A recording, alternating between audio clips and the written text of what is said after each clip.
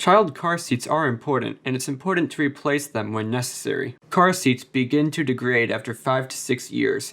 You can often find the expiration date on the manufacturer's label of a car seat. After this date, you need to replace your child's car seat. Child car seats do an excellent job protecting your child in the event of a car accident. However, after an accident occurs, that car seat may need to be replaced. According to the National Highway Traffic Safety Administration, car seats do not need to be replaced in the event of a minor car accident. A minor accident is a car accident that meets all 5 of the following criteria. The vehicle was able to be driven away from the crash site. The vehicle door closest to the safety seat was undamaged. Nobody inside the vehicle was injured. None of the airbags in the vehicle were deployed. And there is no visible damage to the car seat. If the car accident does not meet all 5 of these requirements, the child's car seat needs to be replaced. Follow these rules and guidelines to provide maximum safety for your child while driving your car.